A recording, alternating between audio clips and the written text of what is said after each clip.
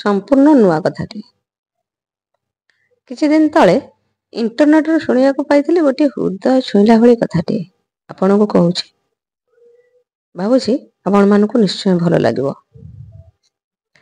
1945 मसीहा कथा जितेबले America Japan रो दुई बड़ सहर हिरोशिमा और नागासाकी उपरे परमाणु बोमा पकाई। से बोमा विस्फोरण आतंक सारा विश्व हाहाकार कर उठिला।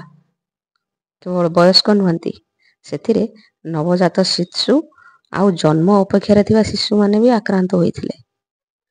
अमेरिकार से अमानुषिक आक्रमण रे जापान सर्वस्व हराई देइथिला। जेउ आड़े चाहिबो जापान ने केवल शह शह शव गदा होइथिले। शव मानकु संस्कार करबा को भी पर्याप्त लोक नथिले। तेणे लोक माने आत्मीय स्वजन मानकर शव संस्कार करबा पई लंबा धाड़ी रे घंटा घंटा अपेक्षा कर रहुथिले। धन जन शून्य होई पड़िथिबा आजिर वित्तशाली राष्ट्र जापान सेतेबेले हाहाकार कर उठिथिला।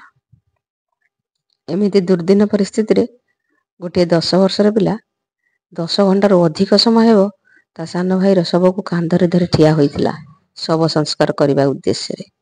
बहुत समय धरि लक्ष्य करिया परे गोटे युवक ताको कहिला, बाबा रे आ केते समय एमती कांधरे शवटार बोझ धरि ठिया हेबो, से पाखरे कांधरू काढी टिके रखिदे। पिलाटी उपरको चाहि नथिला। गुरु गंभीर कंठरे कहिला, मो भाई मो भाई केबे भी बोझ नथिला। भाविले से घड़ी संधि मुहूर्त रे भी कि सुंदर उत्तर से देइथिला। जो सामान्य किछि टंका आ खोजे जमी भाई भाई भाई हणा मरा हेउछन्ती से पिलाटी केते तात्विक मार्मिक आ परिवार प्रति समर्पण भाव देखाइथिला। कहले से धाड़िया कथार मर्म जदि समस्ते बुझी जाते पारिवारिक कलह आ हुअंता नाही। गप भल लागुथिले लाइक सब्सक्राइब निश्चय करिवे।